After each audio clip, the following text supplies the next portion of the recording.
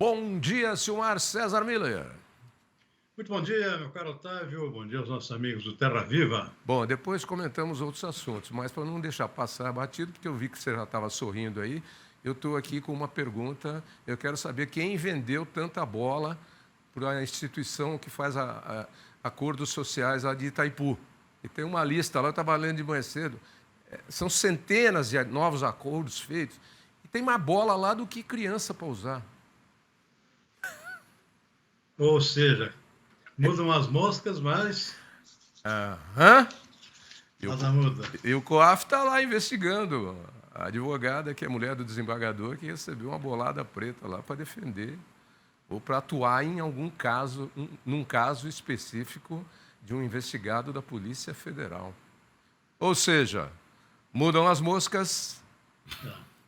Mas me conta aí, o que temos para hoje? Olha, tem direita vencendo na Alemanha, isso já deve estar influenciando no mercado, já era mais ou menos previsto. Conta para gente. Vou começar por aí. Bolsa alemã, o índice Bolsa de Frankfurt, que é referência para o mercado alemão e para toda a União Europeia, operando com alta, em torno de 1%, que é bastante, estamos falando em euros, refletindo positivamente a vitória da centro-direita nas eleições da Alemanha, e até a ascensão aqui da extrema-direita, que a gente já vai comentar daqui a pouquinho.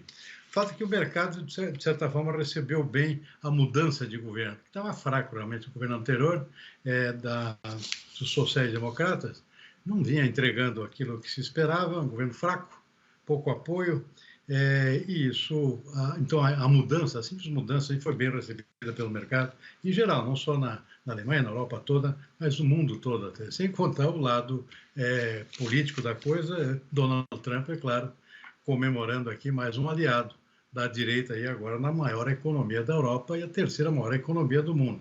Não é pouca coisa, né? Enfim, vamos lá. Mercado financeiro aqui com o dólar operando com leve queda, agora há pouco, 0,1%, R$ 5,72 a cotação da moeda americana. Euro está praticamente estável nesse momento. O índice Bovespa na B3, leve queda de 0,1% agora há pouco. Petróleo praticamente estável também, pequena queda de 0,1%, $74 o barril. Que mais? Mercado de commodities agrícolas. Na Bolsa de Chicago, está no intervalo, soja estável, sem alterações em relação à sexta-feira, milho caindo 0,6%, trigo caindo mais 1,5%. Na Bolsa de Nova York, café arábica subindo um pouco, 0,3%, o robusto em Londres em queda, 0,7%, açúcar também cai, 0,3%, algodão com alta de 0,6%, e aqui no mercado futuro da B3 em São Paulo, boi gordo novamente em queda, como aconteceu já na semana passada, queda agora de 0,8%, Tavinho. Bom, já que você começou pela eleição na Alemanha, a gente começa também detalhando um pouco mais essa eleição na Alemanha.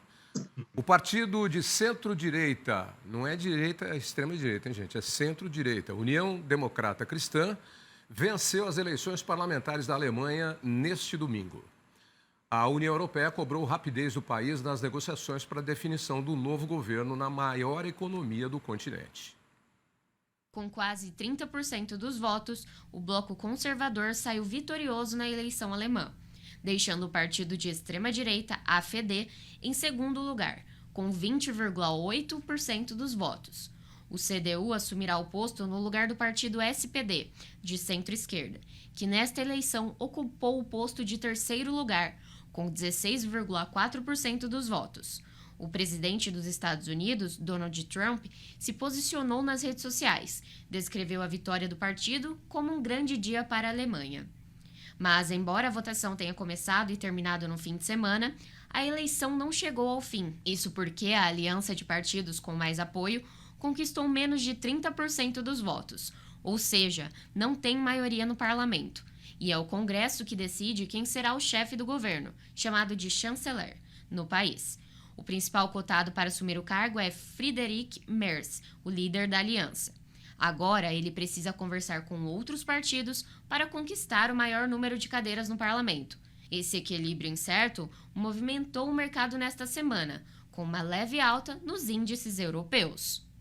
A verdade, Silmar, é que nós já vimos comentando aqui, sempre nos resultados das últimas eleições, inclusive nas nossas eleições que nós tivemos aqui para governador, aí, etc, etc e tal, prefeito também. Quer dizer, há uma tendência grande para o centro-direita ganhar eleições. É uma tendência no mundo todo.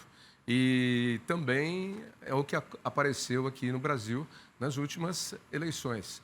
E, para falar a verdade, esse governo de esquerda aí que estava na Alemanha lá só estava fazendo pataquada, fazia tempo. Eu tenho um amigo que mora 3 meses lá e 3 meses aqui, e ele me contava detalhes. Eu já falei para você de algumas coisas. Só tinha pataquada, tudo coisa errada. O descontentamento da população era geral.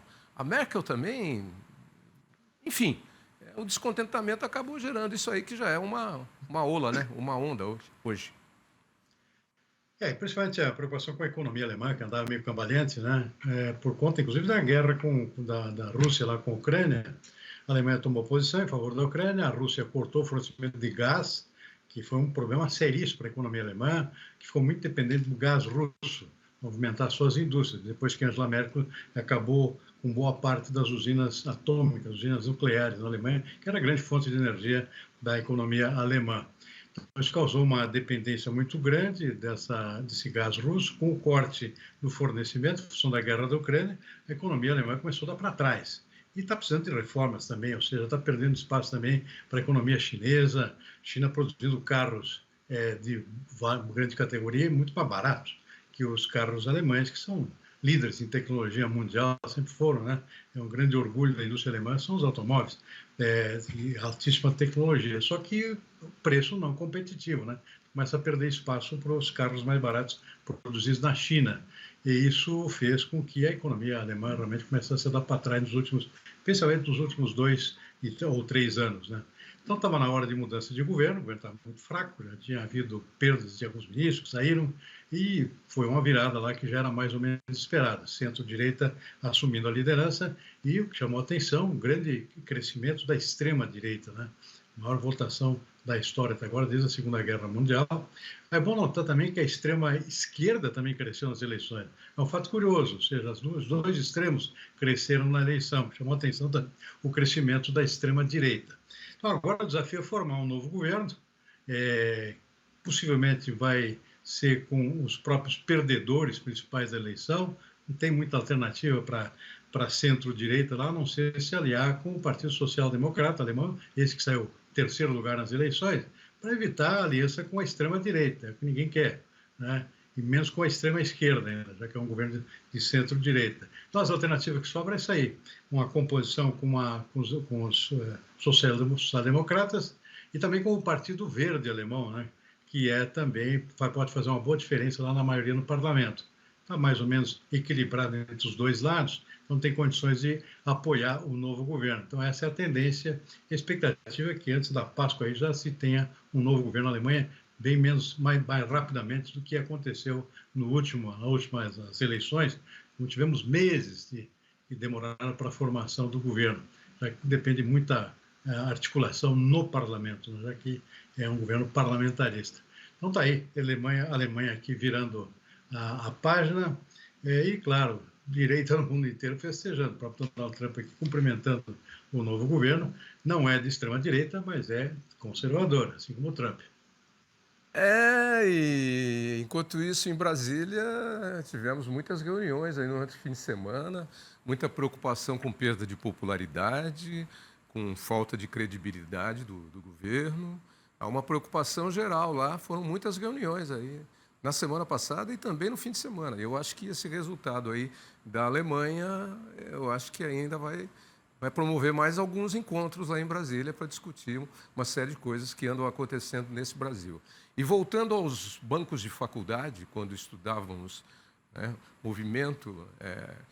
movimentos, esse resultado que você falou, né, vamos aí filosofar um pouquinho, bate muito com algumas conversas que eu andei ouvindo no final de semana, de vários grupos. Quando você tem a extrema-direita com grande número de adeptos e a extrema-esquerda com grande número de adeptos, é porque a água de salsicha que está aí não anda deixando ninguém contente. Confirma? Está acontecendo aqui no mundo inteiro, né? Tá vindo. tal de centro perdendo espaço. Agora, o Lula realmente perde dois pontos de referência importantes. Primeiro foi a eleição de Donald Trump nos Estados Unidos, ou seja, o Lula apoiou o candidato perdedor, e agora a mesma coisa, né? Tinha mostrado aqui interesse na vitória do atual primeiro-ministro, perdeu feio, né? Agora também vai ter que se entender com o governo de centro-direita na Alemanha. Ou seja, são duas defecções aqui importantes para o governo Lula, em termos de referência, em termos de apoio e alianças internacionais. Se fossem os jogos aí do Paulistão, do Campeonato Carioca, estava chegando atrasado na bola dividida. Está chegando atrasado na bola dividida. Vamos para cá, para o nosso cantinho aqui e o nosso dinheiro. Previsão para o dólar para este ano recuou pela primeira vez em mais de um ano, segundo a edição do Boletim Focus desta semana. Os economistas recuaram a estimativa do dólar de R$ 6,00 para R$ 5,99. Já a projeção para a inflação deste ano segue em ritmo de alta pela 19ª semana consecutiva, de 5,60% para 5,65%. Para 2026, a expectativa também subiu, de 4,35% para 4,40%. A mediana para a taxa básica de juros, a Selic, se manteve estável para este ano, em 15%, há 7 semanas, junto à projeção do PIB, estimada em 2,01%. Bom, Silmar, tá aí os novos números do Boletim Focus, mas a realidade é que as coisas estão caríssimas. Caríssimas, caríssimas, a comida principalmente. Nós já comentamos aqui que alguns itens vêm baixando, que pode ajudar, mas está tudo caro. Não dá para sair do supermercado sem deixar 2 de 100 lá, levando bem pouca coisa, hein? A previsão do mercado aqui é realmente continuidade. Aqui a expectativa é sempre bom lembrar que esses dados divulgados pelo Boletim Focus se referem a como é que o ano vai fechar, ou seja, lá no fim do ano. A projeção da inflação fechar o ano em 5,65%. Era 5,60% a previsão até uma semana atrás. Tem subido praticamente toda semana, tanto a previsão para o final desse ano quanto a previsão para o final do ano que vem. Ou seja, é uma tendência aqui de inflação continuada. Só que agora, alimentos um pouco mais divididos. Vocês têm alguns produtos em alta ainda, que é o caso do café, principalmente, o caso do ovo, que é mais recente, talvez seja temporário, mas tem produtos que estão colaborando com a inflação aqui, baixando de preço. O caso do arroz e do próprio feijão, são itens básicos da alimentação. Carne bovina tende a cair também, o preço do boi tem caído aqui de forma constante nas últimas semanas. Isso deve levar também, pouco a pouco, uma redução nos preços da carne bovina, embora é bom citar que no mercado internacional a carne bovina tem subido ainda. Pelo menos esse é o retrato mostrado pelas exportações brasileiras no mês de janeiro, por exemplo, mostrando preço médio maior do que no mesmo mês do ano passado. Então, essa tendência, inflação maior e o PIB estagnado, né? O pessoal continua aí achando que pode chegar a 2% esse ano. O ano passado foi 3,5% de crescimento, mas muita gente achando que não chega nem a 2%. Realmente o ano não está começando bem. A inflação alta e taxa de juros elevada, principalmente, mais Donald Trump no governo dos Estados Unidos, que também é inflacionário, ou seja, tudo gera expectativa não muito otimista para a economia brasileira em termos de crescimento para esse ano. Possivelmente vai crescer menos que esses 2% apresentados aí pelo próprio Boletim Focus aí do Banco Central. Tá vindo.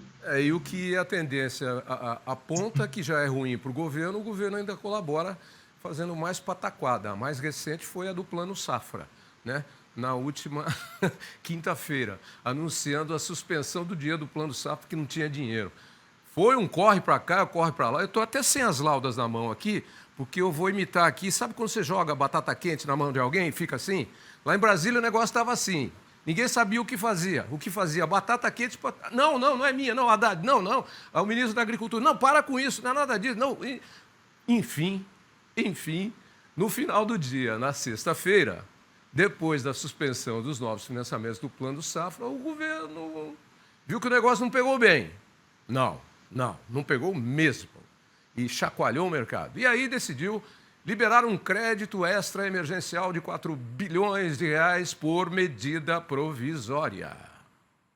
O governo alega que o custo do programa de crédito rural precisou ser revisto porque o orçamento deste ano ainda não foi aprovado pelo Congresso e que a medida é reflexo também do aumento da taxa básica de juros, atualmente em 13,25%, que elevou os custos do crédito no país. No Congresso, a Frente Parlamentar da Agropecuária responsabilizou o governo pela suspensão. Um governo que não sabe gastar, um governo que gasta muito mais que arrecada, que perdeu a mão na economia, justamente quando os produtores estão se preparando para a safrinha, quando a gente precisa conseguir acessar esse dinheiro para poder financiar nossas lavouras, para trocar o maquinário. A cobrança fez o governo atuar em duas frentes: articular a votação do orçamento e buscar a liberação de verba extra via Tribunal de Contas da União. Mas nos bastidores, ministros do TCU disseram que o tribunal não iria permitir essa manobra. Como nem os mais otimistas do governo acreditam que o orçamento de 2025 será votado antes do Carnaval,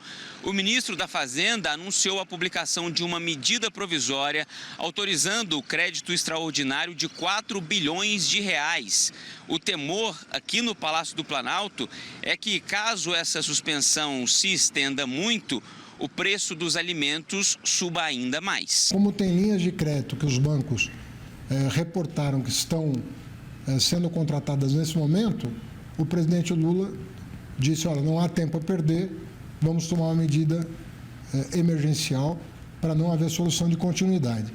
Então, essa decisão está tomada, portanto, semana que vem as linhas de crédito estão normalizadas, mesmo sem a aprovação do orçamento. O Plano Safra de 2024-2025 prevê mais de 400 bilhões de reais para o financiamento de médios e grandes produtores. Mas, Silmar, um dia você está no inferno, depois sem passar por purgatório, você já está no céu. Hã? Eu não entendo. Essa fala do ministro Haddad, não podem ficar calmos que as linhas de crédito estarão normalizadas na semana que vem. Esse foi o tom que ele usou. Na quinta-feira não tinha dinheiro nenhum. Cai do céu. Da onde cai? Hã? Que negócio é esse? Alguém consegue explicar o que se passa? E as sonoras da reportagem dizem muito bem. Um governo que gasta mais do que tem, um governo que não corta o que tem que cortar. Olha o Trump, quanto que ele está mandando embora? Lá nos Estados Unidos, a maior economia do mundo. Aqui está sobrando dinheiro. A instituição de Itaipu Binacional, através dos seus convênios, tem mais bola de futebol, basquete, de vôlei, tem mais bolas do que crianças atendidas pelas entidades. Está sobrando dinheiro no Brasil. Está sobrando. E aí, você sabe, eu sei, de casos de empresas ligadas ao agronegócio que estavam em reuniões importantes na quinta-feira à tarde, quando vazou a notícia, reunião de decisão de tomada de posição, de alavancar mercado, etc. e tal, renovar, etc. e tal, suspenderam reuniões importantíssimas para analisar o impacto dessa medida. Mas depois, na sexta-feira, não, semana que vem, está tudo bem. As linhas de... Parece eu, depois de um jogo de futebol, que tomo um banho, aí estou cheiroso, limpinho. Saí do campo, estava enlamaçado. Fala, senhor. Bom, o fato é que a medida pegou os próprios bancos de surpresa, né? Realmente não estava no cardápio esse tipo de suspensão, pelo que sabe, foi ordenado pelo próprio Tribunal de Contas da União, porque não tinha dinheiro. Ou seja, consequência, claro, do aumento dos juros, taxa base Selic, que aumentou já em novembro, dezembro, né? Isso já complicou a situação, ou seja, aumentou a necessidade de subsídio ao juro que é menor para o crédito rural, né? Por conta do aumento da taxa básica de juros, a Selic, né? Então isso complicou bastante. E, em segundo lugar, a falta de votação do orçamento para esse ano. Até agora não foi votado, né? Devia ser votado lá entre novembro e dezembro do ano passado. O governo está adotando uma política de trabalhar com migalhas, ou seja, mês a mês, né? Porque não foi votado o orçamento, a expectativa é que seja votado agora em março, né? Depois que o Congresso, depois do Carnaval, sabe como é que é? Aí vai se votar o orçamento para esse ano, não sei, com 3 meses de atraso. Então, não tinha dinheiro, a solução encontrada foi essa, de suspensão, e aí pegou todo mundo de surpresa, né? essa questão do crédito rural, aí surgiu a ideia de liberar um crédito extraordinário aqui dentro do orçamento de 4 bilhões, que não resolve a situação, né? Um crédito está sendo liberado emergencialmente, por medida provisória, ou seja, pode ser vetada, inclusive, e faltam 36 bilhões, Tavinho, para completar aí o que estava sendo previsto aqui de liberação para o Plano Safra. Tem 4 meses pela frente ainda, tem gente plantando, indo no banco para buscar crédito, para plantar, para financiar plantio de milho safrinha, o próprio plantio de trigo começa daqui a pouco, o próprio a comercialização também das colheitas que estão em andamento nesse momento, como é o caso da soja e do milho de primeira safra, ou seja, fluxo de crédito não pode parar, né? Senão para tudo lá e acaba causando esse efeito inesperado aqui, que é causar mais inflação ainda por redução da produção. Já que o pessoal não consegue crédito, não planta. Então, situação muito complicada. Eu repito, faltam 36 bilhões, só esses 4 não resolvem. Então, é uma medida muito emergencial. Agora, tem toda uma negociação com o Congresso também correr para votar o orçamento, que é onde está o resto do dinheiro. Bom, eu sei que já está na hora de você ir embora, mas só 2 comentários curtos aqui, rápidos. É exatamente isso.